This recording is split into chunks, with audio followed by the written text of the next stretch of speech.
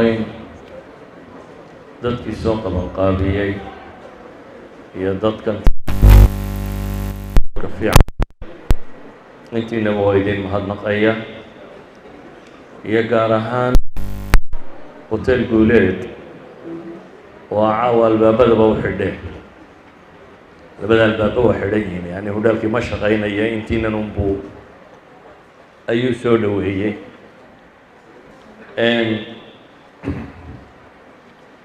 sida cinwaanka hore u maqasheen su-aashaas ayaynu jawaabu daydayna waa kuma hogaamiye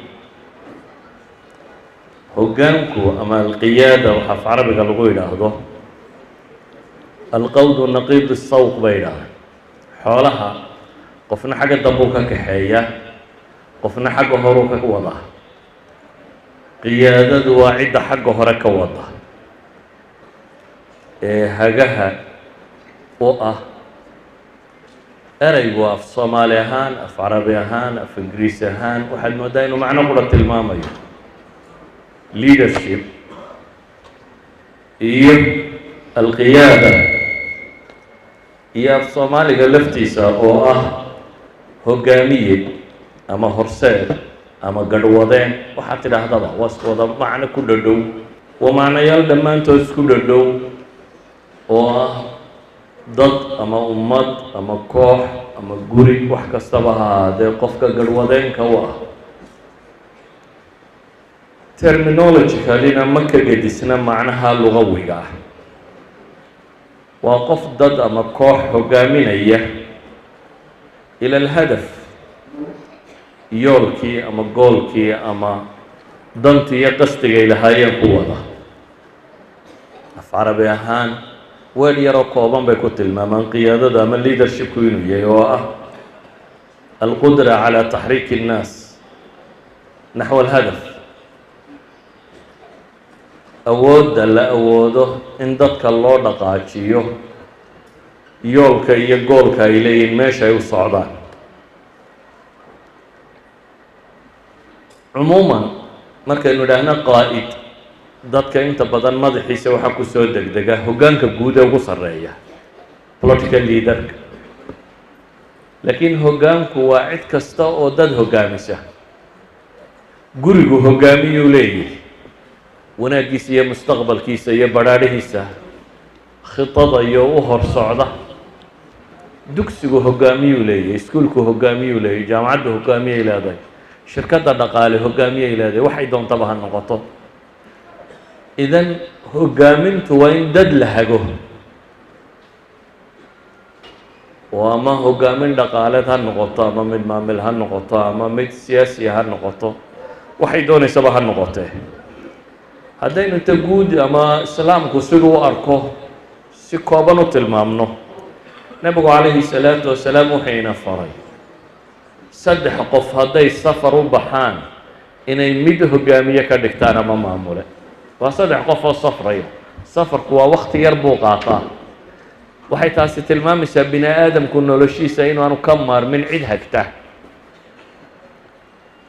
xataa wuxuu nebigu leeyahy saddex dhul bannaan jooga uma bannaana ilaa iyo inay mid madax ka dhigtaan ou haga mooyaane haddii unugga ugu yari uu haga u baahan yahay unugta weyne bulshana waxaa macruufa inay hagis u baahan tahay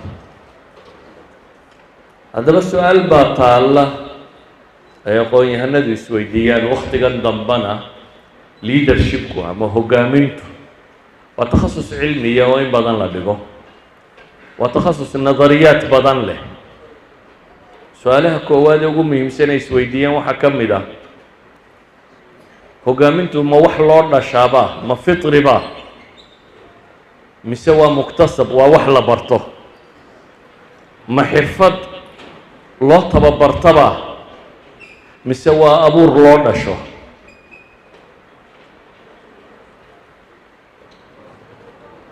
markaynu su-aasha isweydiinayna waxa weeyaan hoggaamiyuhu ma qof intaynu tababaro aynu soo saarayno innaga hoggaamiye ka dhigayna mise abuuro ahaan ayuu u dhashay oo abuurkiisa ilaahay subxaanaه wa tacaala siduu u abuuray ayaa ah sifo leh dhaqan hogaaminimo. weliba si kale haddaan usii tilmaamo, bini aadamka waxaa la yaqaanaa dhaqamadiisa dhammaantood wax badan oo ka mid a akhlaaqiyaadkiisa iyo sifaadka bini aadamka wax badan oo ka midi wax loo dhasho weeyaan. wax badan oo ka midina waa wax la barto, waa wax qofka lagu train gareeyo. maalan dulqaadku waa loo dhashaa, dadku wuu kala dulqaad badan yahay, laakiin haddana nebigu calayhi الsalaatu wasalaam wuxuu tilmaamayaa inama alxilmu bitaxallum, waa wax la ysbari karo, wa inama asabru bitasabur. in qofka bini aadamkii intuu mumaaraseeyo isku dayo inuu baran karo buu tilmaamaya. walidalik baa qolada psychologyga waxay tilmaamaan, ama qolyahan leadershipka ka waramo oo dhami waxay sheegaan, waxay yidhaahdaan the bell distribution. markay human behavior iyo dhaqamada qofka bini aadamka ka waramayaan, waxay yidhaahdaan waxaa jira waxa la yidhaahdo bell distribution. dalku waa sidan uu samaysan yahay jarasku, dawankan yare la garaaca siduu u samaysan yahay. oo waa maxay? waxay leeyihiin aadamaha sifaadka uu dhaqan ahaan u leeyahay waxay doontaba ha noqotee 1 to 2% 1 ilaa 2 waa wax loo dhasho. inta soo hadhay 96 ilaa 98 waa wax la baran karo. 1 ilaa 2 way adagtay in la bara bay leeyahay, ama suurtagalka maaha. misaal ahaan qadiyadan aynu soconno waxay leeyihin dadka abuur ahaan ayaa boqolkiiba 1 ilaa 2 ay u dhasheen inay qaado noqdaan. sifaadka qiyaadadu waa abuur ka mid ah oo rabbi uu ku abuuray. 1 ilaa 2na bay leeyihin wax kasta haddaynu ku akhrino qaado kama dhigi karno, iyagana baabkaasi waa ka madow yahay. 96 ilaa 98 laga gaadhaya inta u dhaxaysaana waxay leeyihiin waa dad la tababari karo, qofba intay doonta ha u joogtee waa la tababari karaa ilaa iyo in laga dhigo qof qaa'ida inuu noqdo. xataa haddaynu taariikhdii islaamiga ka dib u milicsano, nebi moxamed calayhi الsalaatu wasalaam saxaabada badh buu ku yidhi weligiin waxa maamulina. qaarna markay soo islaameen maalmo kadibba maamul baa loo dhiibay. qaarka la yidhi weligiin waxa maamulina waa rag ka mid a raggii ugu horreeyey islaamaha. maalan abi dar oo kale waa saxaabada waaweyn ka mid ah. nebi moxamed uu ku tilmaamaya calayhi الsalaatu wasalaam asdaqu lahja inuu yahay. haddana waxaa lagu yidhi laa ta'muranna cala 2, 2 weligaa madaxa u noqon buu nebigu ku yidhi. 2 qof madaxa u noqonin, cidna ha liidh garaynin.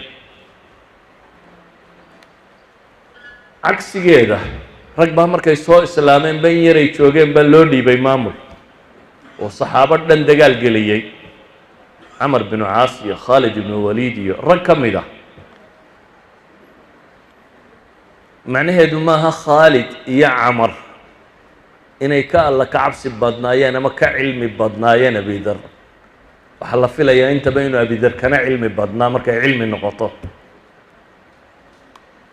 dadka lagu tirinaya inuu saxaabadii saabiqiintee hore u islaamayna uu ahaa. haddana nebigu wuxuu tilmaamay inaanu qaa'id noqonin, inaanu cid maamulin. taa macnaheedu waxa weeyaan wadaad baanahay oo cilmi sharciyaan leeyahay kuma dhaxal siinaysa inaad qaa'id noqoto. wadaad baanahay oo cilmi sharciyaan leeyahay oo sifaadkii qiyaadadana waan leeyahay ma kaa reebaysa inaad madax noqoto. innaga 2 daraf oo kale fog bay dadku inta badan taagayiin. kooxda mala wadaadada ay wuxun bay rajaynayaan inay iyagu ka mudan yihiin qolada tan aan weysadoodu badnayn.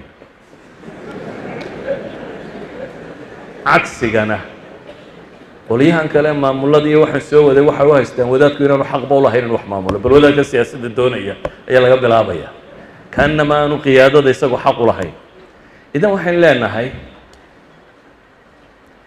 sifaadka qiyaadadu haddii lagaa helo ama wadaada haw ama ha ahaanine waxaa suurtagala inaad qaa'id noqon karto, inaad u dhalatay baa suurtagala sifaadka qiyaadada.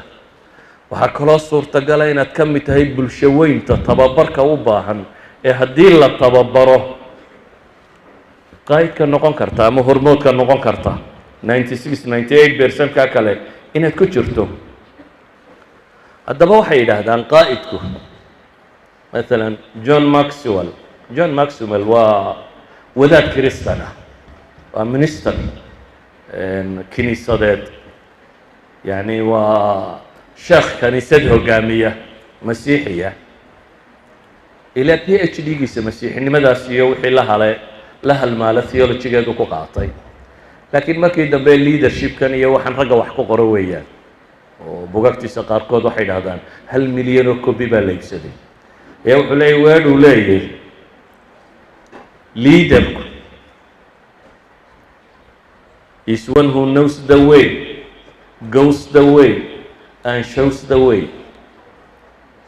hogaamiyuhu waa qofka garanaya buu yidhi waddada hogaaminta qof garanaya kuna dhaqmaya. dadka badh baa jira intelligenta, caqli badan, wax badan garanaya, laakiin lazy ah, aan irbad dhuub gelin karin. walidalik ardada jaamacaadka maalan markaynu soo qabanno inaad higher degree ama percent sare ku baxdo 90 above cream student inaad tahay, A plus inaad tahay, macnaheedu maaha inaad hogaamiye noqonayso.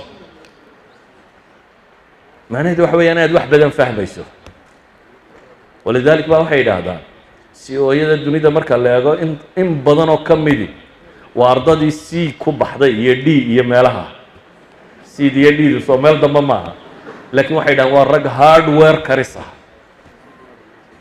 waa dad shaqo, waa managers ma aha leaders. in badan oo ka midi managerka iyo leadernimaduna waa kala laba, maamule iyo hogaamiye waa kala laba. waxay leeyihin hogaamiye waa nin waddada garanaya, jidka uu socdo waa nin garanaya. waa mar labaad ee waa nin kartida ah leh inuu jidka maro, waan lazy ahayn. waa mar saddexaade waa nin dadka tusi kara. dadka badh baa jira sifaadkii aqoomeed leh, jidku uu u cad yahay, kartida loo waddada mari kara, laakiin mudhmudhlo aan laba qof kaxayn karin. yacni inaad naabiq tahay oo caqli badan tahay oo karti badan tahay kama laasimto inaad hogaamiye noqon karaysid. tusaale yacni koox gaagaaban haddaad adigoo dheer la socoto waxaa laga yaabaa meeshay wax ka arkayaan meel ka fog asabsha kaa qaado inaynu ka arki karo ninka dheeri. kuwan maxaad ku odhanaysaa kula arki kari waayey, iyagu ma arkaan waxaan aad arkayso. inaad qanciso oo dee kaxayso iyo inaad tidhaahdo war kuwan qaar wax garanaya maaha adigu mudhmudhlayso, labada midun bay noqonaysaa soo maaha. haddaad kuwan qancin karto qaadi kartid oo kaxayn kartid hogaamiyaad tahay. haddaad se dadkaaga qancin kari weydo walow aad aqoontii iyo kartidii leedahay hogaamiye noqon kari maysid buu ku tilmaamaya. si kale haddaynu u tilmaamno marka waxay yidhaahdaan Alexander bay ka sheegaan, Alexander the Great-kii hore bay waxay yidhaahdeen, wuxuu yidhi waxaan ka cabsi qabaa kama cabsooda buu yidhi ciidan libaaxiya oo laxay hor socoto, laakiin waxay cabsi geliya buu yidhi ciidan laxa ah oo libaax hor socdo. yani wuxuu tilmaamayaa leadershipku muhiimadda uu leeyahay. Napoleonna erey kaa ku dhadhow bay ka sheegaan oo ah koox libaaxiya ah oo bakayle hogaaminaya naf ma laha buu leeyahay, waxaa naf leh koox bakaylayaal oo libaax hogaaminayo. yacni labadan ninba waxa ay emphasize-ka saarayaan, waxay qiimo weyn siinayaan leaderku bulshada halka uu ugu jiro, oo haddii leader fiican uu bulshada helo inuu hogaamin karo. haddaba ma jira qayb muktasaba, qayb la barto haddaynu idhi waa jiri kartaa ma jiri kartaa cagsigeena qayb fitriyo qofku uu ku dhasho ha nabigu calayhi salaatu wasalaam ashaji cabdilqays qabiilkaa nin ka tirsanaa ayaa uu nebigu wuxuu ku yidhi waxaad leedahay laba khaslo ama laba sifo oo ilaahay jecel yahay waxa weeyaan buu nebigu ku yidhi alxilmu walanaa waxaa tahay nin dulqaad badan oo kaadsiiye badan oo hubiya waa laba sifo oo ammaana qofku inuu dulqaadna yeesho qof wax hubsanaya oo kaadsiiyelena uu ahaado wuxuu yidhi ilaahay rasuulkiisiiyow ma laba sifoodoo ilaahay ugu abuurayba ma waxaan dhalasho kula helayba mise waa waxaan iktisaabay waa waxaan kasbaday oo xoogsaday wuxuu nebigu yidhi maya waa laba lagugu abuuray ilaahay baan mahadinayaa buu yidhi wuxuu jecel yahay waa abuuray laakiin tajribadu iyo waayo aragnimadu way sii soofeeyaan wixii loo dhashay oo sifaad kartiyo aada u dhalatay hadday tajribana gasho way sii qurux badnaataa haddaba leadershipku siyaabo badan bay u eegaan nadariyaad badan oo qoladan dambe ee cilmi baadhistooda nadariyaad kala gedisan bay leeyihin qaar le duruuftaa abuura qaar le bii-ada korisa qaar le waa mawaaqif la qaato qaar le waa wax loo dhasho qaar le waa sifaat qof kastoo laga hela uu leader noqon karo qaar ilaa 8-9 nadariyadood oo kale nooca theory kala jaada baa jira مثلا nimanka aadka uga warrama waxaa ka mid ah John Adair nin la yidhaahdo John Adair waa nin ingiriis ah oo qoray book la yidhaahdo leadership of Muhammad kontineeye book waa leeyay waa professor macruuf ku ah leadershipka waa nin mudarrib ah yani leadershipku maanta waxay ka dhigeen laba qaybood qaybi waa waxaan jaamacaadka lagu barto qaybna waxay yidhaahdaan waa tadriib waa tababar waa training coachaj baa jira markaa dadka train gareeya oo maamulanimada u train gareeya shirkaadka waaweyn wasaaradaha dowladaha waxaasoo dhammi waxay qaataan tababar ah leadership ninkani wuxuu ka mid yahay tababarayaasha dunida ugu waaweyn ilaa 1 milyan oo qof baa tababarkiisa ka baxay dad iyaga gaarka u tababaro waxaa ka mid ah United Nationka maamulkooda oo dhan jaamacaddoodan Torino ku taalla waa professorka maamulka iyo leadershipka u qaabilsan book buu qoray uu kaga warramayo nabiyullaahi moxamed calayhi salaatu wasalaam iyo liidernimadiisii qiyaadadiisii laba wax baa kala jira inaynu nebi moxamed rasuulnimadiisa ka warranno rasuul ilaahay soo diray inuu yahay iyo inaynu ka warranno cabqarinimadii uu u dhashay ee sheegaysa sifaadka qiyaadiga ee uu leeyahay ninka kani wuxuu tilmaamaya sifaadka uu leeyahay nebi moxamed calayhi salaatu wasalaam ee tilmaamaysa inuu hogaamiyey nebi moxamed calayhi salaatu wasalaam taariikhda bini aadamka hogaamiyaashii soo maray waa hogaamiye ugu weyn baynu odhan karnaa inta taariikhda qoran aynu hayno waayo Winfield hal takhasus hogaamiye kuma ahayn wuxuu ahaa hogaamiye siyaasadeed wuxuu ahaa hogaamiye dhaqaaleed waxa hogaamiye ummad amaamuday sameeyay ummadda gebigeedba wuxuu ahaa hogaamiyeyaal soo saaray yacni jaanib kastoo noloshiisa laga eego hormuud buu ahaa nebigu calayhi salaatu wasalaam wuxuu leeyahay markuu uu tilmaamayo qiyaadadii nebiga waxa uu ku tilmaamayaa أول صفات وشيء واحد كم يقول صفة الراعي صفة حول الشرنمولها بولي حول الشركة أيام حاسك كجحدا وحورنا إياه يقول شبه guides his sheep نينكا حول الدقاء قوسار كاهي حولها والراعه وإلالياه وأرورياه welfarekood iyo wanaagoodu ka fakara waxa iyaga dan ugu jirto yeela yani ninka mesela ari raacaya waa u sahamiya meel doog lugeeya waa ururiya bahalku ka celiya midmid buu kala yaqaana teeda liidatuu iyo teeda qodaxdu muddo iyo tu kastuu garanayaa mid waliba waxay u baahantahay buu garanayaa waa qof danta xoolahaasi ay leeyihiin si fiican u ilaalinaya wuxuu leeyahy qaa'idka dhabta ahi ama horseedaha dhabka ama halyeyga dhabka ama hogaamiyaha dhabka ahi waa ninka sida xoolaha loo raaco bulshadiisa u raaca buu leeyahy nabiyullaahi moxamedna calayhi salaatu wasalaam xadiidkaynu wada naqaan buu yidhi alaa kullukum raacin wa kullukum mas-uulun can raaciyati mid kastoo idinka midi waa xoolo jire waa raac waa qof wax la raaciyey qof walibana wuxuu mas-uul ka yahay ciddii la raaciyey imaamku buu leeyahy wuxuu mas-uul ka yahay ummadda la raaciyey ilaahay uu soo gaadhsiiyey nebigu guriga odaygaa mas-uul ka ah odayga gadaashi qofka dumaraa mas-uul ka ah carruurta iyo inta soo hadhay qof walbana aakhire waxa la raaciyey waa la weydiinayaa nebiguna calayhi salaatu wasalaam waa ka xadiid kale ku tilmaamaya maa min nabiyin ilaa waqad raaca alghanam ambiyada isagoo ilaahay hormoodnimada u tababaraya bini aadamka ayuu nebigu wuxuu leeyahy nebi ma jiro ilaa iyo xooluu soo raacay adhi baa la raaciyay ambiyadoo dhan buu nebigu ku tilmaamaya xataa adiguna ma raacday bay yidhahdeen ilahi rasuulkiisiiyo xataa aniguna waan raacay buu nebigu sheegaya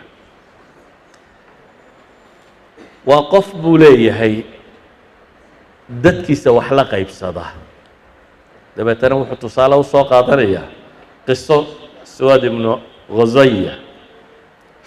ghaziya waxaa la tilmaamaa dagaalkii beder markii uu nebigu dadka safayey buu ninku yidhi soo baxsan safka si fiican u gal dabeetana ushuu ku muday wuxuu yidhi ilaahay rasuulkiisiiyo waxbaad yeeshay marka waxaan rabaa inaan kaa goosto nebigu calayhi salaatu wasalaam intuu marada calooshka qaado u yihi gooso dabeetana nebiguu dhunkaday waxba kamuu goosanine marka ninkan gaaleed waxa uu qadiyadan u daliishanayaa sida uu ula dhaqmo qaa'idku bulshadiisa axaadiisu albani ku tilmaamaya inuu xasan yahay idan qaa'idka namuudajigii buu leeyahy qaa'idka tusaale ahi waa qaa'id waa nin tawaaduc badan ama isdhuldhig badan aan isweynin iyo iskibrini ku jirin isla markaana ummaddiisu ay ixtiraam u hayso waa qof aragti leh oo aragtidana dadka ka dhaadhicin kara u taagan dadka uu hogaaminayo khidmadooda iyo waxtarkooda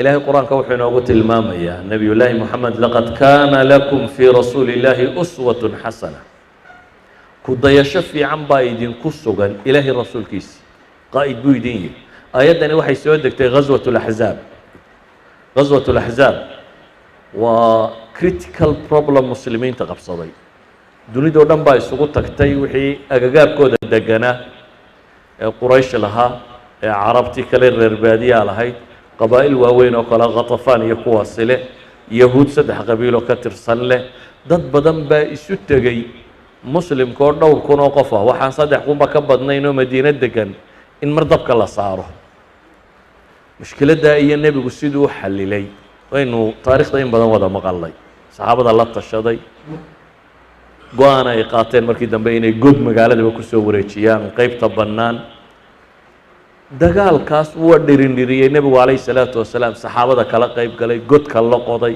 ciidda la guray wax walba la qabtay markii dambe politicale isku dayeen kooxahan ka soo horjeeda inay kala jebiyey dagaalkaas sidii uu maamulay baa ilaahay wuxuu leeyahy laqad kaana lakum fii rasuuli illaahi uswatun xasana ilaahay rasuulkiisa waxaa idinku sugan ku dayasho fiican baa ilaahay leeyahy subxaana wa tacala liman kaana yarju allaha walyowma alaakhir wadakara allaha kaiira haddaba john adir isagu wuxuu ku tilmaamayaa sifadaasi raaciga ama xoolo jirnimada iyo sifadaa inuu yahay tusaale lagu dayan karo oo isagu wuxuu odhanaya diiwaaniyadiisii meeshii goobtiisa xafiiseed albaabadu way u firaayeen buu leeyaho dadkao dhami way soo gelayeen oo cid nebi maxamed calayh salaatu wasalaam dadka ka celiso ka teeday iyo askariya waxba toona muu wadanin wuxuu kaloo lahaa buu leeyahay ru'ya vision iyo tawjiih hanuuninuu dadka hanuunin karayo dib baan wax ka tilmaami doonaa aan se soo qaato laba professor ama laba aqoon-yahan oo maraykana, ninkan hore ingiriis buu ahaa, mid Posner baa la yidhaahdaa, midna Kouzes baa la yidhaahdaa, Jim Kouzes iyo Barry Posner. waa laba nin oo takhasuskan leadershipkaa leh, waa laba nin oo ka mida dadka wax tababara, waa laba nin oo jariidadan maalan Human Resource Magazine-ku Barry Posner waxay ku tilmaamaysaa inuu yahay 20 nin uu ka mid yahay dunida human resource thinkerska ugu influential ama ugu saamaynta badan inuu ka mid yahay. waa laba nin oo lagu tilmaamo coachingkoodu 50 nin ee ugu coachnimo fiican tababarka qiyaadaadka ama leadershipka la tababaro inay ka mid yihiin. waxay qoreen book la yidhaahdo The Leadership Challenge. waa book award winning ah, jaa'isaad ay ku qaateen, abaalmarin ay ku heleen. waa book ka mid ah best selling leadership bookska, waqta ugu fiican ee la iibsaday. waxay yidhaahdaan over 2 million copies baa laga daabacay mase la iibsaday. book takhasus ah, inta badan bugaagta sheekooyinka iyo riwaayadaha iyo bulshadoo dhammi bugaagta ay akhrido ayaa malaayiin laga iibsadaa. laakiin bugaagta takhasusaadka ku saabsan, takhasusku doona ha noqdo, bugaagta takhasusaadka ku saabsani dad go-an baa barta. inta badan waxaa daneeya dadka shaqada haya ama fieldkaas arday u ah. laakiin buug noocaas oo kale inuu over 2 million copies la daabaca waxay tilmaamaysaa qiimaynta uu ku leeyahay bulshada dhexdeeda. si kale waxay u tilmaamaan inuu ka mid yahay abidba 100 buuga business ku saabsan mid ka mid ah. 10 buuga ugu sarreeya ku saabsan bay dhaaheen leadership buu ka mid yahay. buuga kani waa research, waa field research, baaritaan sodomeeyo sano socday oo ay samaynayeen labadan professor oo ay aadanaha baadhayeen iyo maamulayaasha iyo madaxweynayaasha iyo dadka wax hoggaamiyey ay baadhayeen. waxay ku tilmaamayaan, waxay bilaabeen baadhistooda tan 1982, editionkii koowaadna waxay daabaceen 1987, editionkiisii shanaad 25 years later bay daabaceen 2007, 2002 alif baa haddana la daabacay. soo duuduub buugga kani wuxuu ka mid yahay bugaagta aadka loo ictimaado, isla markaana waa labada nine leh LBI-ga lagu qiyaasaba leadershipka. LBI-gu waa waxaanay ku tilmaamaan leadership practices inventory. waa tool 360 assessment ama questionnaire ka samaysan oo ka mida tuulasha ugu fiican ee loo adeegsado baadhitaanka liiderrada markay baadi doonayaan. tuulalka loo adeegsado tuulasha ugu fiican mid ka mida bay leeyihiin. baadhitaankan markay wadeen ilaa 3 milyan oo qof bay interview ka qaadeen. qiyaas 3 milyan oo qof. waxay dhahaan 75,000 oo qoraal baa soo gaadhay. kuway waraysiga ka qaadeen oo qura maahee qoraallada tuulashoodii loo buuxiyey waxaa soo gaadhay 75,000 oo qoraal. nimankani waxay rabeen inay baadi doonaan dhaqan hoggaamiyeedku. iyagu waxay ka mid yihiin inta badan qaybta rumaysan wax la bartay inuu yahay. waxay ka warramayaan dhaqanka hoggaamiyuhu waa kuma fiican ee ummad guul gaadhsiin kara. dadyowgii tirada badnaa ay waraysanayeen, waraysiyadoodii waxa uga soo baxay, dadka waxaa la weydiinayaa yaad jeclaan lahayd inuu hoggaamiyahaaga noqdo, hoggaamiyahaaga inuu sifaadkee yeeshaa baad jeclaan lahayd. bulshada dunida ku nool xataa ilaa 1,500 oo mudiir CEO, dad maamulayaal sharakaadka waaweyn iyo waxaa hoggaamiye ah ayaa ka mida dadka ay questionnaire-ka weydiinayeen. idan bini aadamka waxay warsanayaan maxaad jeceshay inuu hoggaamiyahaagu noqdo, inuu sifaadkee yeesho. qofka maxay ah ayaad ku qanacsantay inuu hoggaamiyahaaga yahay. waxaa jira markaa wax ka mid ah traits, sifaadka bini aadamku uu leeyahay, iyo wax ka mid ah practices, mumaarasaadka la baran karo oo labadaba ay dadku tilmaameen. sifaadka ay dadku tilmaameen ee ugu horeeya waxaa ka mid ah honesty. sifada ugu badan ee la tilmaamay waa al-amaana, daacadnimo. waxaanu jecel lahay liidarka yagu ama hogaamiyaha yagu inuu daacad noqdo, inuu honest noqdo, inuu aamin noqdo. sifada labaad ay tilmaameen ee ugu badani waa competence, kifaa'a, hawkarnimo, aqoon shaqeed inuu leeyahay. sifada saddexaad ay tilmaameen waa forward looking or forward thinking, qof mustaqbalka ka arki kara, qof aan gomadiisa iyo intan ku xeeran un la caqli ahayn, qof sahamin kara mustaqbalka ummadda iyo meeshay u socota arki kara. dadka badh baan aragtidoodu dhaafin. dee innaga marka la joogo waa reeraha iyo intan ku wareegsanaya inaanun meel durugsan aan wax ka arki karin.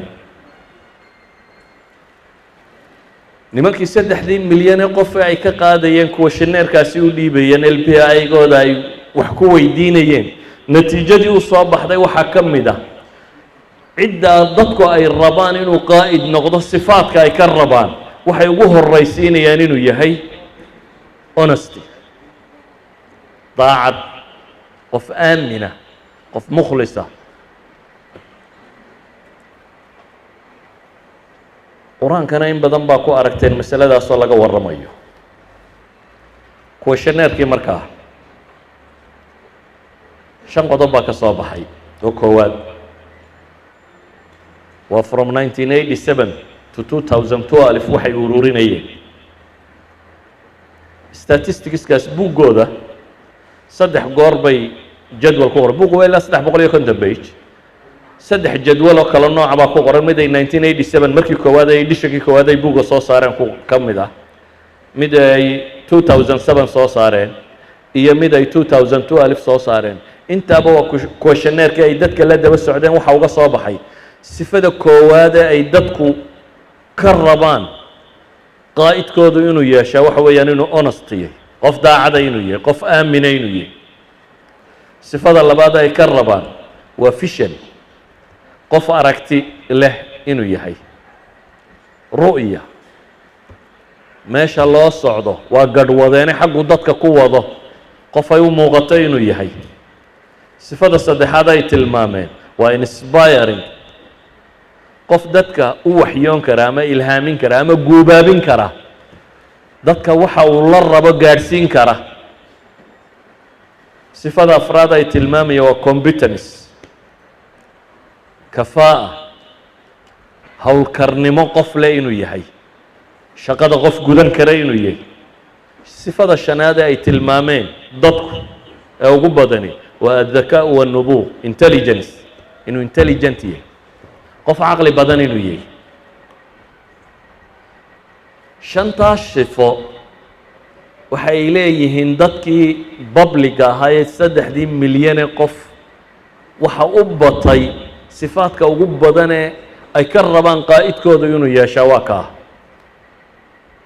ama ha noqdo wax uu u dhashay ama wax loo train garay ha noqdo, laakiin akhiiran waa inay noqotaa sifa nafsiya, khuluq, akhlaaq, dhaqana uu leeyahay waa inay noqotaa. inuu qof aaminayay, qof aragti leh inuu yahay, qof karti leh inuu yahay, qof intelligenta inuu yahay, qof inspiration samayn kara, dadka kicin kara ama howlgelin kara ama ra'yigiisa qancin kara o gudbin kara inuu yahay. su-aalaha waxay kaloo weydiiyeen 1500 oo mudiir, leaderskii ama managerskii dunida hogaaminaya 1500 ka mid a ayay su-aalahan weydiinayeen. waxay weydiinayaan markaa su-aalo ku saabsiisan hogaamiyahaad rabi lahaydeen muxuu yahay. waxyaabo badan oo kala gedisan bay sheegeen markaa. dabeete markii dambe iyagaa waxay u qoreen sifaat. waxay dhaheen kuwiina ka kaalaya, liiskaa akhriya, nin walba maxaad u horraysiin lahayd. sifada koowaad aad ka rabta hogaamiyahaagu muxuu yahay. sifada ugu sarraysa ee dhammaantood ay tilmaameen maamulayaashii caalamkee la yaqaanay waxay leeyihin waa credibility, waa mistaaqiya, kalsooni in qofka lagu qabi karo, qofka in kalsooni lagu qabi karo. iyaga laftooda waxay qoreen bug la yidhaahdo credibility how leaders gain and lose it, bug ay u bixiyeen bay qoreen. qofku in lagu kalsoonaada, qaa'id aanad ku kalsoonaynin hadduu ku hogaaminayo wuxuu sheegayaana kaa dhaadhici maayaan, xaggu ku wadana xataa hadday sax tahay ma rumaysnid, haddaanad rumaysnayna dee taageeri maysid. inagu waxa ugu badan haddii dadka lasii dacaayadeeyo oo lasii maago oo shaadhka laga sii siibo oo kalsoonidaad dhulka gelinaysa, hadday kalsoonidu dhulka gasho he can lead, ma hogaamin kara dadka markaa. waxay tilmaamayaan hogaamiyuhu waxyaabaha ugu weyn aanu ka rabnaa bay leeyihin waa inuu noqdo qof kalsooni lagu qabo. waxay leeyihin kalsoonida maxaa sameeya? hogaamiye lagu kalsoon yahay oo dadku raciyadiisu ka dambayso inuu noqdo maxaa sababa? waxay dhahaan laba shay haddii laga helo kalsoonidaasi meeshay taallaa. waa maxay labada shay? waa truth telling bay yidhaahdeen, inuu run sheegayo, qof run sheega inuu yahay oo aan been lagu baran. hogaamiyuhu hadduu maalin walba intuu khudbadayo dadka been u sheego oo shalay kii uu sheegay haddana berrita ay been kala noqoto oo haddana maalinta dambe uu khudbadayo oo been kala sheego, waxay leeyihiin marada ka dhacaysa, wuu qaawismaya. mara ka dhicistu waxa weeyaan dee kalsoonidaadii baanu helaynin, therefore he can lead you, kuma hogaamin karo. muxuu noqonayaa haddaanu ku hogaamin karaynin? wuxuu noqonayaa John Maxwell ninkii la odhan jireen hore idinku soo tilmaamay baa wuxuu leeyahay bug la yidhaahdo the 5 levels of the leadership, shanta herarkiya leadershipku uu leeyahay, 5P wax la yidhaahdo isticmaala. wuxuu leeyahay heerka koowaad waxaa la yidhaahdaa position buu yidhi. positionku waa maxay? right to lead, isagu inuu ku hogaamiyo xaq buu u helay, yacni kursiga dee maamulkuu helo wuu fadhiyaa. adiguna waa maxay? waxaad u daba socotaa you have to buu leeyahy, wax kaloo aad qabataanad haynin waad ku qasbantay. natiijada ka dhalanaysaa maxay tahay buu leeyahy? waxaa ka dhalanaysa buu yidhi the minimum energy iyo the minimum effort inaad bixiso. inta ugu yare taxillatulqasamuna shaqaalaha iyo wasiirada iyo dowladda iyo dadka inta ugu yare uun aanay ku dambaabaynin bay la imanayaan. idan waxa koowaade laga rabaa bay leeyihin qaa'idku waa kalsooni, waa credibility, waa mistaaqiya. mistaaqiyadaasi waxay ku imanaysaa bay leeyihin inuu qof run sheegaya yahay iyo trustworthy, qof aamina. nabiyullaahi moxamed calayhi الsalaatu wasalaam risaalada ka kaalay intaanu rasuulka noqonin maxay carabi u taqaanay? الصaadiq alamiin, that means credibility buu bulshadiisa ku dhex lahaa, mistaaqiyadii buu lahaa. labadan nin baxdigay 1500 ee mudiir soo weydiiyeen waxa weeyaan qofka haddii la rabo inuu leader noqdo shayga koowaad aanu ka rabnaa bay leeyihin waa credibility, waa mistaaqiya.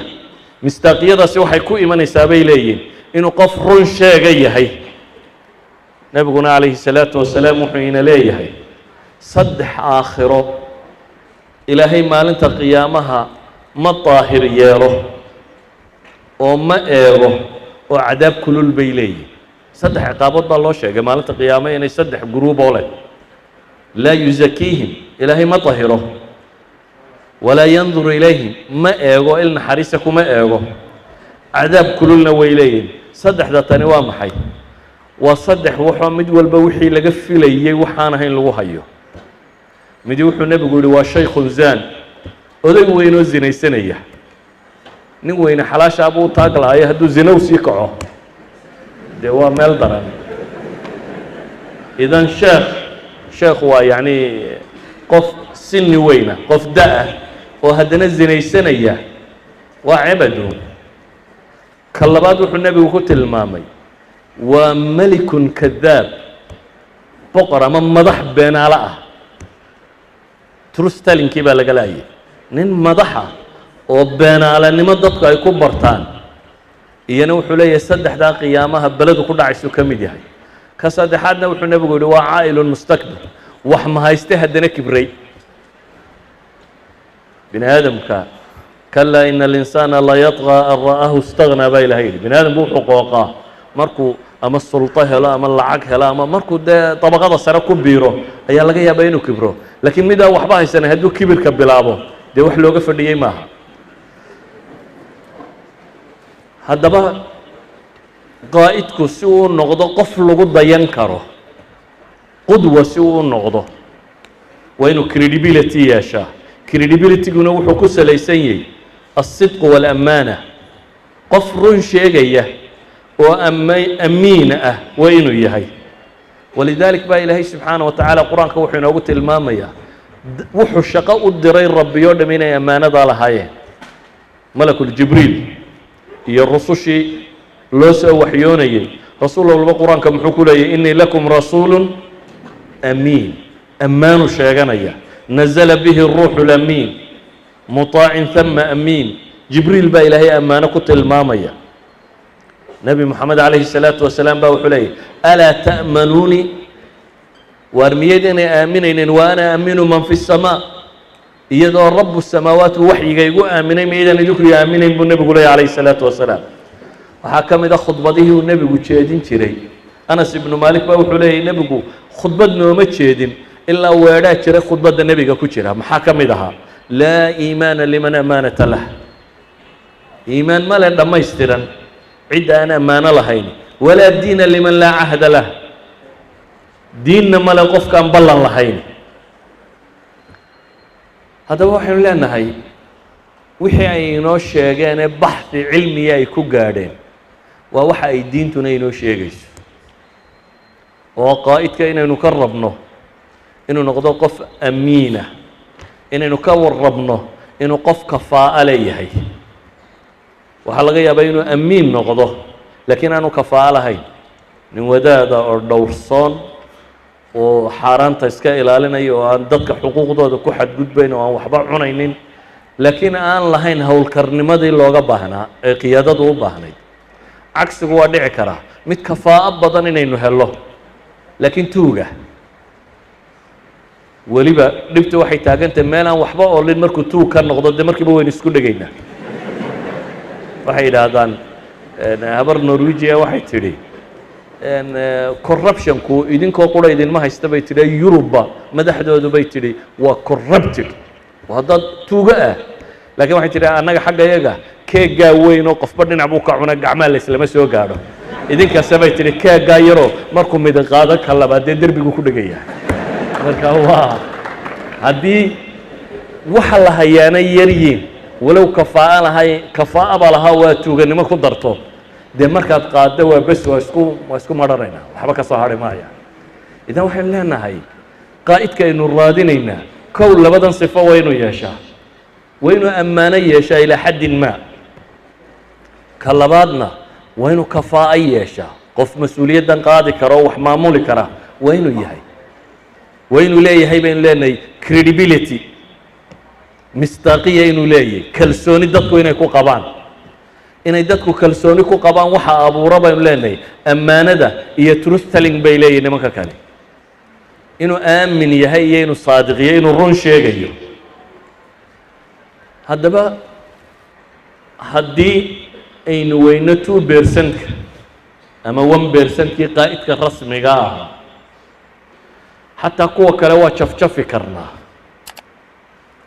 haddii laakiin ay noqdaan dad wax baranaya haddii ay noqdaan maxay dad wax baranaya walidalik bay nimanka kani ee buuggooda waxay ku soo bandhigayaan 5 qodob waa ay leeyihin waa practices waa mumaarasaat waa dhaqamo qofku uu isbari karo hadduu dhaqankaa la yimaado bay leeyihin leader buu noqon karaa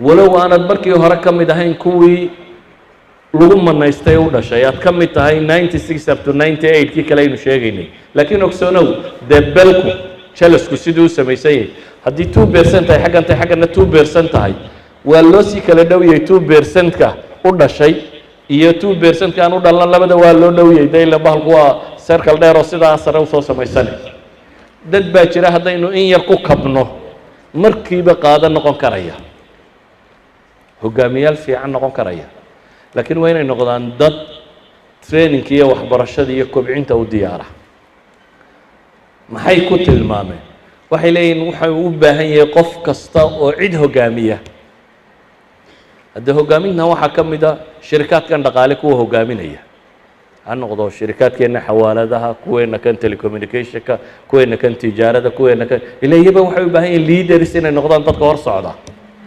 waxaynu u baahannahay hadday leaders noqdaan dhaqaalaha waddankaa si fiican u kobcaya waxaynu u baahannahay kuweena siyaasiyiinta inay leaders noqdaan ninka sare oo qura maaha waa maca kuwa ka hooseeya wasiirada agaasimayaasha maamulayaasha maareeyayaasha waxaan oo dhan waxaynu u baahannahay wasaaraddeena waxbarashada macallimiinta principaliska dadkan waxan oo dhan waxaynu u baahannahay nolosha bulshada aynu ku noolnahay oo dhan haddii ay inugu yaraadaan maba yaro horta 1% oo boqolkii kunba dee 1,000 oo qaa'idaa ku jira ama 2,000 oo qaa'id oo abuur ahaan u dhashay laakiin hadda dhowr iyo 90 kale laftooda aynu tababari karnaa haddaynu ku talagalno inaynu waxbaranno shantan sifo ay leeyihiin haddii la baro shantan sifo mid waliba laba shay bay commitments bay yidhaahdaan 10 commitments iyo 5 practices bay ku tilmaamaan laba commitment haddaad la timaado halka suluuka loo baahan yahay waad la timi bay leeyihin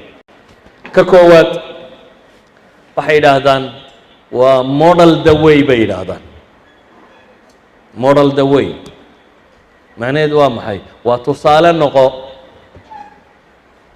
haddaad hoggaan meel u hayso tusaale noqo waxay yidhaahdaan your deeds afcaashaada ayaa ka cod dheer hadalkaaga bay yidhaahdaan dhaqankaaga haddaan maanta o dhan idin khudbadayo idhaahdo ummadda waxeeda waa in aan la cunin ummadda waxeeda waa in la ilaaliyaa dabeetana ay aragtaan anigoo haddana ku xambaaran laba guri iyo waxoogaa kale dee waxba dhegaysan maysaan soocankaa maaha waxay yidhahdaan ficilkaagaa ka cod dheer maxay odhahdaada haddaad rabto markaa bay leeyihiin in lagu aqbalo aada leader noqoto sifada koowaad aanu kaa rabna waxa weeyaan ama mumaarasada koowaad aanu kaa rabna waa model the way bay leeyihin inaad namuudaj noqoto tusaale inaad noqoto macnaheedu waxa weeyaan bay leeyihin in ficiladaadu ay ka cod dheer yihiin maxay warkaaga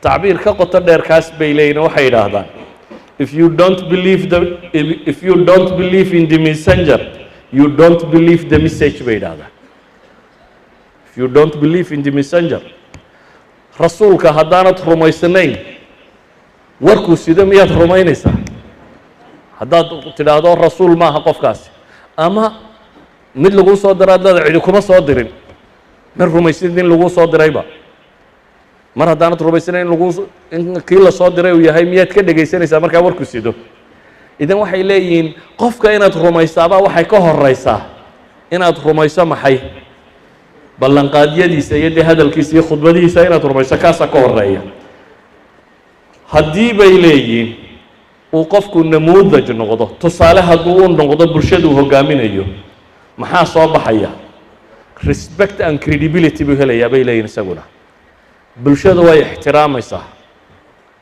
waanay kalsoonidoodana way siinayaan hadduu isagu sifadaa yeesho bay leeyihin bulshadu they respect him way ixtiraamayaan credibilityna mistaaqiyana way siinayaan kalsoonidoodana way siinayaan haddaba sidaad namuudaj u noqon kartaa saa tusaale u noqon kartaa laba commitment ha lagaa helo bay idhaahdeen kow commitka koowaad waa inaad value leedahay qiyam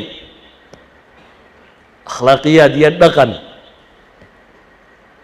waa inaad leedahay oo bulshada aad u sheegaysaa values inaad waddo nebi moxamed calayhi الsalaatu wasalaam muxuu lahaa inamaa bucistu liutamima makaarima alakhlaaq dhaqan fiicnida inaan dhammaystiraa la soo diray qiyamka iyo valuega daacadnimo leh kalsooni leh runsheeg leh ammaano leh qiyamkaa waa inaad propagate garaynaysaa, waa inaad faafinaysaa.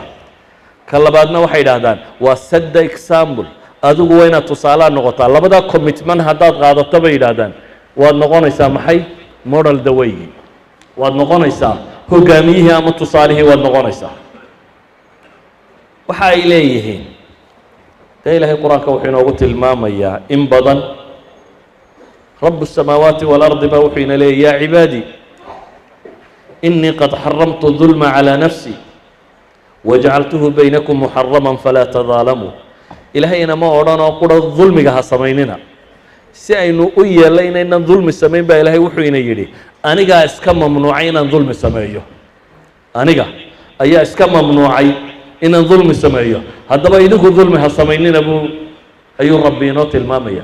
macnaheedu waxa weeyaan ninka madaxda ah haddaanu isagu noqon ninka wax dulminaya, haddaanu noqon ninka wax hadaya, haddaanu noqon ninka beenta sheegaya, hadduu isagu tusaalaha noqdo, dadkuna kalsoonidooday siinayaan waana ixtiraamayaan.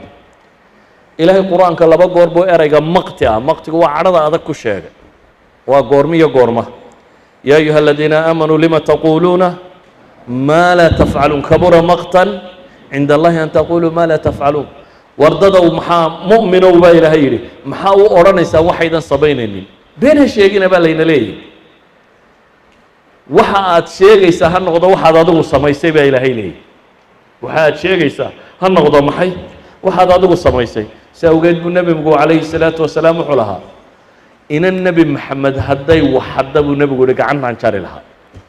yacni gurigaygaan ka bilaabi lahaa, faamiligayga ayaan qaanuunka marka hore ku fulin lahaa.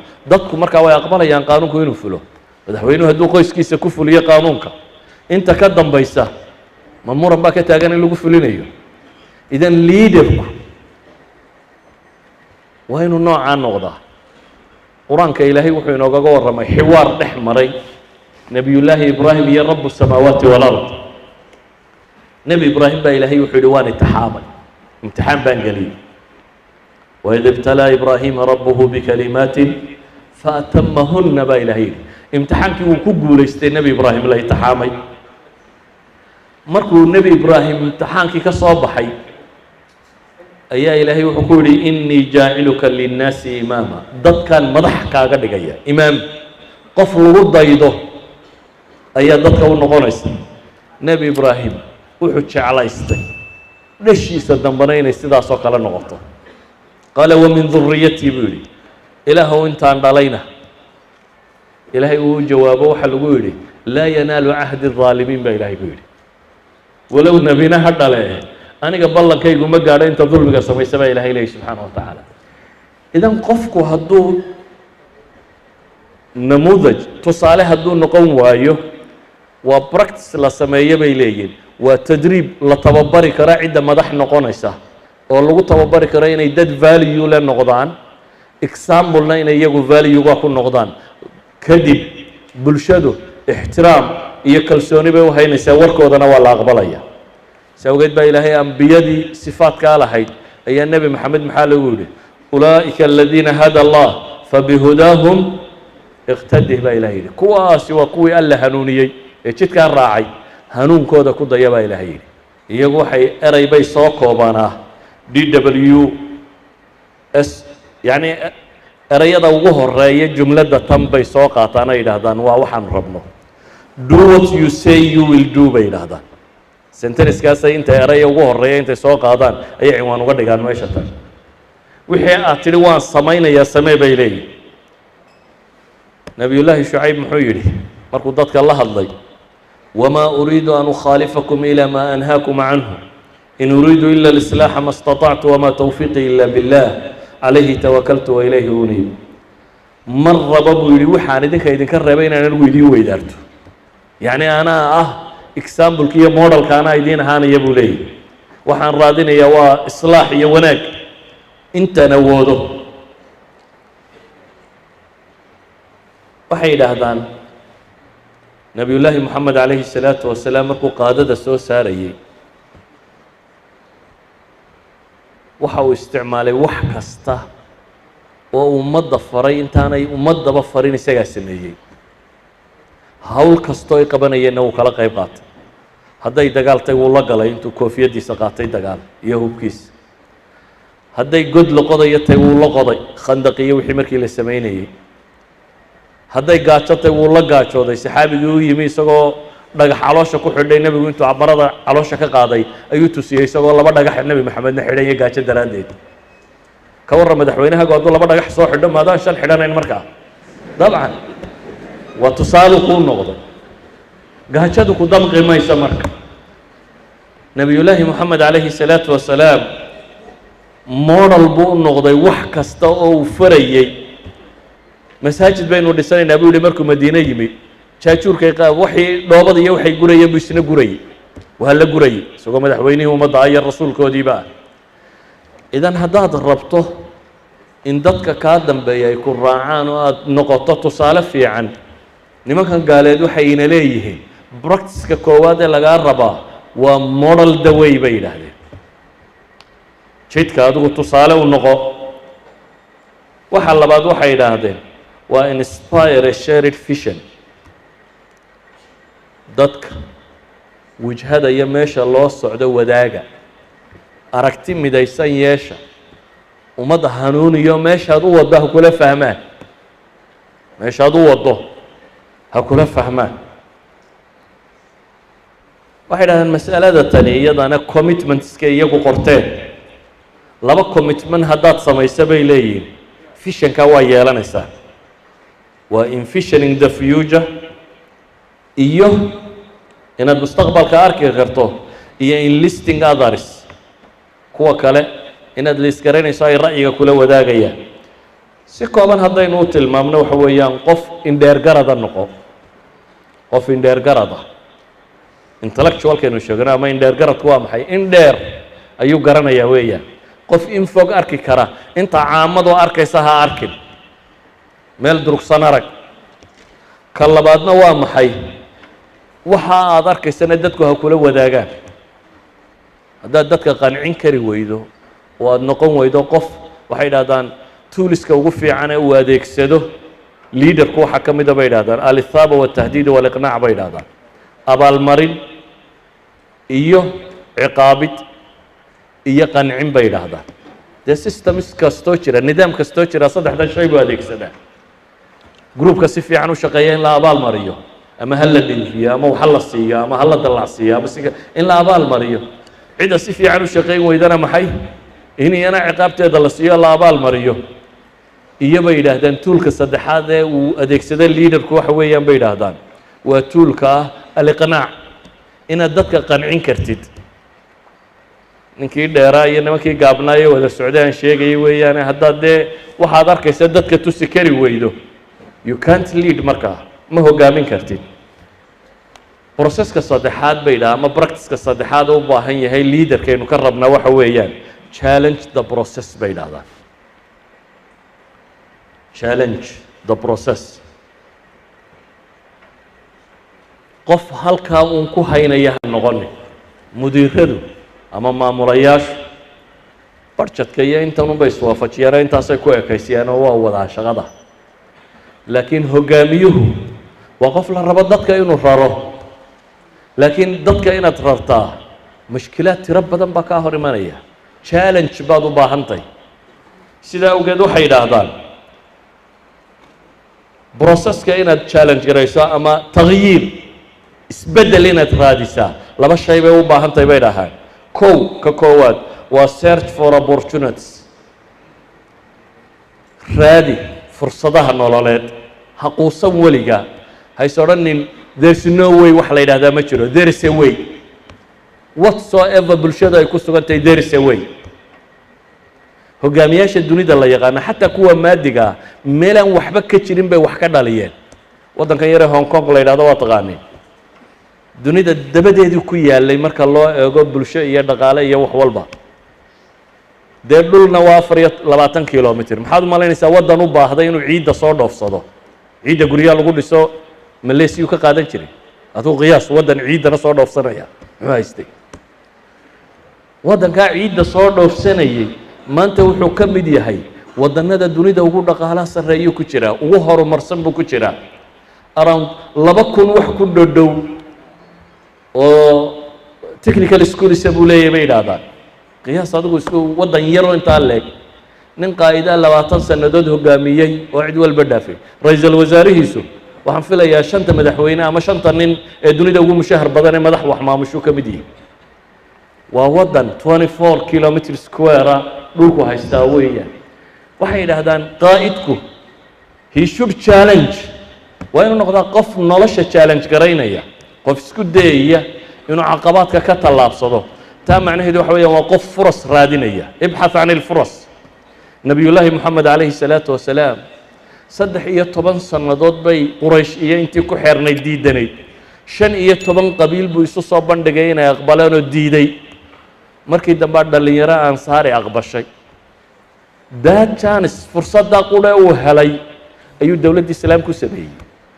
saxaabadiisii hijireeyey magaaladii u diray ducaad sii hagaajisa dowladda dhan ee islaamiga ee dunida gadiday one chance uu helay isagoo 15 chances waayey furso waayey hal chance uu helay buu ka faa'iideeyey idan qaa'idku bay yidhaahdaan kow waa qof search for opportunities bay yidhahdaan waa qof raadinaya furaska raadinaya ka labaadna waxay yidhaahdaan waa experiment and take the risk ha cabsan ee tijaabi oo risk iska qaado wax kastoo nolosha ka mida waxay yidhaahdaan cidda riskiga diidda yacni dhibaatooyinka cidda ka baqataa horumarka ma gaadho xataa shirkaadka dhaqaale shirkaadka muqaamarada sameeya muqaamaro xisaabsan ayaa dhaqaaluhu kobcaan meel kastoo aan muqaamaro ka jirin profitku wan iyo meelahaasi ku warwareega meelaha had iyo goor dagaaladu ka dhacaan iyo waxaan ka dhacan waa riski midhan laakiin meelahaasi waxaa laga yaabaa 50% inay gaadho ama 100% ba inay gaadho profitku walidaalika waxay dhahaan riskiga iyo profitku way wada socdaan soomaalidu maxay ku maamaadaa barti yaqaan bari uma korodha bay yidhaahdaan waa yacni waa niman challenge garaynaynin nolosha haddaad intaad taqaanuun ku warwareegtid waanad hore u soconin maaha cayaarahay ku tilmaamaan aan 2 cayaarood idiin sheego macnaheedu markaynu leenahay fursad raadi waxay yidhahdaan guushu waa 2 shay oo la isku daro waa fursadda iyo diyaargarowga baa la yidhaha hadday fursaduhu ku hor yaalliin laakiin adigu aanad diyaar ahayn hore u socon maysid haddaad adigu diyaartay laakiin fursadda aad weydana socon maysid guushi bay yidhahdaan waa labadaasoo wada kulma waa inaad fursaddiina aad la kulantay adiguna aad diyaar u tahay oo qof muqaamaro galaya oo ka faa'iideynaya inaad tahay bay yidhaahdaan waxay yidhaahdaan waa fursa iyo muqaamara muqaamaradu jarska xornimo maaha taan sheegaynaa yacni ninka jaska cayaara muxuu sameeyaa soo jaska ma taqaaniin shatranjka cayaartan la yidhaahdo jasku waa in go-an buu qof waliba marka hore deginshiyo lama degaya sida shaxdeenna oo kale shaxdeenna way ka horeysaa jaskoo dee iyadana waa godkana waa la degaa laakiin kan marka hore degin tuurku wuu qoran yahay in go-an baa askartaadiya waxaa gu yaalli guurista laakiin la guurayo qofku wuxuu ka fekeraa taa haddaad guurto maxaa jawaabtu noqonaysa maxaa soo baxaya markaasaa waxaa kuu soo baxaya intaas oo probability ixtimaalaad tiro badan askariga haddaad guurto kaasuu guuri karaa kaasuu guuri karaa kaasuu guuri karaa kaasuu guuri karaa alternatives tiro badan ixtimaalaad markaasaa waxaad isweydiinaysaa kaa hadduu guuro maxaa ka dhalan jawaabtaasaad bixin kaa kale hadduu guuro maxaa ka dhalan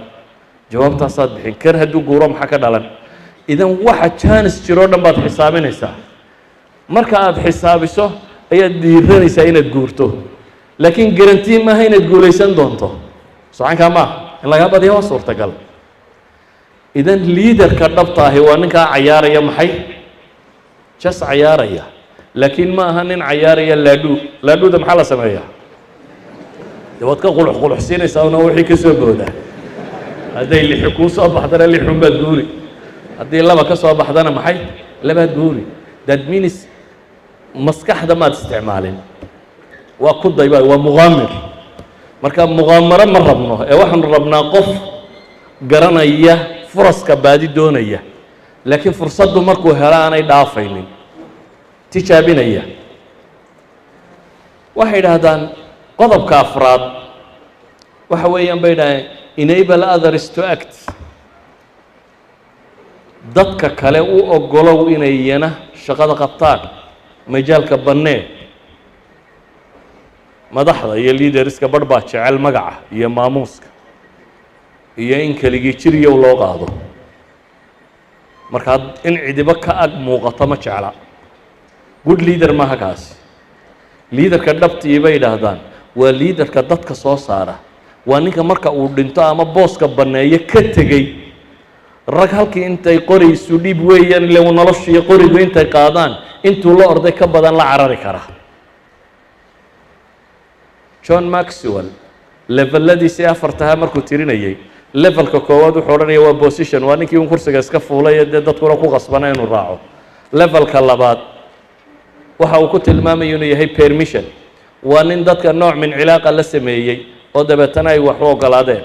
levelka saddexaad wuxuu ku tilmaamaa production, waa qof midho dhaliyey oo dadku ay leeyihiin waa ninkii waxayo waxaa qabto midhahan lagu daba socdo, dadkana taqdiiri. levelka afraad bay yidhaahdaan ayuu ku tilmaamayaa waa nin dadkii la socday soo saaray oo waxay leeyihiin recruitingka, doorashada marka hore u hagaajiyey oo si fiican buu wax u doortay, positioningkana wuu hagaajiyey, qofka iyo boosku dhigaya wuu hagaajiyey, equipmentkana wuu hagaajiyey bay leeyihin. wuxuu qofku u baahnaa inuu shaqada ku qabtona wuu siiyey, dabeetana wuxuu ogolaaday, uu delegate gareeyey shaqadii, wuxuu ogolaaday inuu qofku shaqeeyo. haddaad qofkii ku habboonaa iyo meeshii ku habboonaa iyo wuxuu qaban lahaa, wuxuu wax ku qaban lahaa aad qofka siiso, dabeetana tidhaahdid go ahead soco, waxay leeyihin waa martabada afraad ee qaa'idka. waxay idhaahdaan martabadiisa shanaad isaga ee ka dambaysa waxa weeyaan waa qof u taagan dee magacii helay, raggu soo saaray helay, waa martabada shanaad. labadan ba isku dar. waxay dhahaan nebi moxamed calayhi salaatu wasalaam qiyaadadiisii wuxuu soo saaray reer baadiye niman abuu ka wada dhigay qaada. nebigu markuu geeriyooday waxaa ka dambeeyey calayhi salaatu wasalaam saxaabo halyeeya wada ah oo dunida dawakiyey, furtay dunidoo dhan. fishankii nebi moxamed ee ahaa diintani waxay gaadhi doontaa guri kastoo dunida ku yaalla, ama bicizi casiisin aw bidulli daliilin bay ku gaadhi doontaa. fishankaasuu nebigu lahaa calayhi salaatu wasalaam. wuxuu lahaa fishanaa dadkan inuu janno geeyo, adduunkana inuu meel kasta diinta tan gaadhsiiyo. saxaabadii ka dambaysay qaada bay noqdeen, intay qaadeen aragtidaasi meel kasta geeyey. yacni waxay noqdeen dad intuu tababaray uu equipid ka dhigay, majaalkana uu u baneeyey, qaada noqday. marka saxaabo aan taariikhtii hore carbeed lagu aqoon, ribciy ibnu caamir iyo mugiirata ibnu shucbi ayaa yaqaan, waa nimankii rustam ka wareeriyey, dowladdii beershiyey raggii hogaaminayey, raggii ka wareeriyey waa nimankaasi, waa qaada. idan waa level bay yidhaahdaan, levelada ugu dambeeya ee qaa'idku uu gaadhay ka mid tahay. oo waa maxay? enable others to act. ha noqonin qof anaaniyo leh wax walba aniga, ee waxaad garataa dadkan ku garab socda inaad tababartidoo hore u sii daysid. waxay isagu yidhaahdaa labada commitment haddaad la timaado sidan ay dhacayso waa foster the collaboration iyo strength others buu yidhahdaa. kuwa kale xooji, wax wada qabadkana biiri. waxay yidhaahdaan mumaarasada saddexaad shanaad miyaaba tani waa tii nami tacaawuna qawi laakhariin. mumaarasada ugu dambaysa ee shanaad waa encourage the heart bay yidhaahdaan, shajic alqalb aw الtaqdiir. waxa weeyaan dadku markaad equip garaysa ay shaqada qabtaan, ictiraaf wixii ay qabteen, maamuusna wixii ay qabteen ictiraaf, recognize the contribution bay yidhaahdaan, and celebrate the values and victories. dadku markay shaqeeyaan shaqada ay qabtaan, marka hore ictiraaf, you done well de, shaqo fiican baad qabat. marka labaadna celebrate garee, abaalmariyo ammaan oo abaalmarinta sii. walidaalika buu nabigu calayhi salaatu wasalaam saxaabadiisa wuxuu tilmaamaya qofba wuxuu ku fiican yahay. amiinu ummatii abaa cubaydata bnu ljaraax, arxamu ummatii biummatii abi bakr. wuxuu nabigu sheegayey iyagoo nool sida ay kale yihiin. nimankani buggooda waxay ku gebagabaynayaan, waxay idhaahdaan xanjada isku haysta bay idhaahdeen bulshada iyo hogaamiyuhu waa love bay idhaahdaan, kalgacal, jeclaanshiiyo. practiceska markuu sameeyo bay idhaahdaan traitskaynu soo tilmaamay ama sifaadkaynu soo tilmaamnayna uu yeesho, qaa'idku intaa markuu yeesho dhaqamadaana uu ku dhaqmo, waxa dhasha bay leeyihin kalgacal, shacabka iyo madaxdu ay isjeclaadaan. nabiyullaahi moxamedna calayhi salaatu wasalaam wuxuu leeyahy alaa ukhbirukum bikhiyaari umaraa'ikum wa shiraarihim. ma idiin sheegaa buu nebigu yihi xulka madaxdiinna, khiyaar umaraa'ikum, xulka madaxdiinna iyo kuwa u shar badanba ma idiin sheegaa buu nebigu yidhi. haa baa la yidhi. wuxuu nebigu yidhi xulka madaxdu waxa weeyaan kuwa idinna aad jeceshiin iyana idin jecel, idinna aad u ducaysaan iyana idin duceeya. ma aha madaxdan ku qasabto dadka wadaadkan khudbadda akhrinaya inuu meesha uga soo duceeyo allahuma aslix wulaata umuurina halkan ka soo gura. waa wulaata umuur qasab loogu ducaynayo, laakiin waxaa la rabaa inay niyada ka timaado, inuu kasbaday ninkan madaxda ah in loo duceeyo, inuu kasbaday. ducadu ma xumaa hadduu shar baday inaad tidhahda ilaah wanaaji, ila dadkaa la wanaagsanaanaya hadduu wanaagsanaadee. laakiin asliyan waxau nebigu tilmaamayaa waa qof idina aad jeceshiin isna idin jecel, idina aad u ducaysaan isna idin duceeya. ma idiin sheegaa buu nebigu yihi madaxdiina kuwa ugu sharta badan leh, hogaamiyaasha uga sharta badan leh waa kuwo idina a habaartaan iyana idinsoo habaara.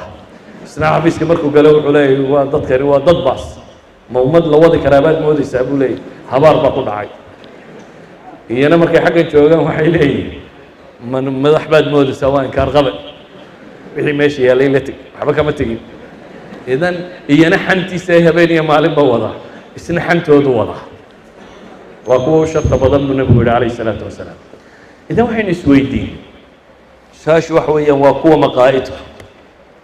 waxaynu idhi jawaab waxaa inoogu filan 3 milyan oo bini aadam wixii la weydiiyey la yidhi yaa qaa'ida. qaa'idku waxa weeyaan baynu leenahay waa ku ammaano leh oo kafaa'o leh oo mustaqbalka arki kara oo waxay soo taxeen leh. waxaynu idhi qaa'idku waa qofka sifaadkaana leh, credibility lena leh, kalsooni lagu qabo, kalsoonidana ay abuurto inuu qof run sheega yahay, daacad iyo ammaanana leh oo aan waxaa loo dhiibay cunin. waxaan idhi waa qof practice sameeya, dhaqan leh, 5 ah, 5taa shay oo ku xidhan 10 commitment. intaasay nimankani inoo soo gudbiyeen. inta ay soo gudbiyeenna cumuuman haddaynu qur-aanka iyo xadiidka ku aragno ka baadhno waa ku arkaynaa. idan waxaynu arkaynaa tajribadii bini aadamku uu sameeyey, baadhitaankuu sameeyey, iyo wixii diintu ina fartay ee mas'aladan ku saabsanayd almost inay isku dhadhow yihiin. waa laga yaabaa inaynu ku kala gedisannahay sidee baa loo samayn karaa daacadnimada tan iyo waxa kan. innaga factorka ugu weyna sameeya waa maxay? waa alle iyo aakhire inu ka cabsado de aliimaanu billahi wa bilyowmi alaakhir ayaa factorka ugu weyne waxa kan abuura. si kastaba ha noqotay ayuha alxiba, haddaad tahay nin guri hogaamiya, 4 carruur iyo hooyadood haddaad hoggaanka u hayso, intan baa lagaa rabaa inaad mustaqbalkoodana arkayso, daacadna tahay, shaqadan aad qaban kartid. haddaad shirkad iyo urur hoggaamiso, haddaad iskuul iyo arday hoggaamiso, haddaad hal fasal hoggaamiso, haddaad imaam masaajid iyo inta ku tukato hoggaaminaya tahay, haddaad suldaan iyo caaqil tahay dad hoggaaminaya, haddaad tahay siyaasi ummadeed oo ummad raba inuu hoggaamiyo, sifaadkaa iska baadi doono. haddaad u dhalatayna sii soofayso. dhaqamadaa laga rabo hoggaanku inuu yeeshana yeelo, markaasaad helaysaa dadka kalsoonidooda iyo ducadooda iyo taageeradooda iyo ixtiraamkoodaba markaasaad helaysaa. idina waa inaynu ku talagalnaa haddaynu kuwii rabbi uu ka dhigay baadidoonka ku weyno. ilaan dadka waa la baadi doonaa, akademiyaad bay dunidu leeyihiin bulsho kasta raabiya dadkooda raadceeya dadkooda ah leadership leh sifaadkaa leh dabeetana way sii tababaraana waxa loo tababaraa qaadada mustaqbalka inay ama waa inaynu raadinaa ama waa inaynu tababaraa innagu labadiiba intaynu ka gaabinay ayaynu rabnaa inuu samadun ka soo dhaco ilaahay dee haddaynu baryada badina wayna siin karaa laakiin aan ku darra maxay ficilkaan ku darro sala allahuma calaa muxamedin wacala alihi wasaxbihi wasalam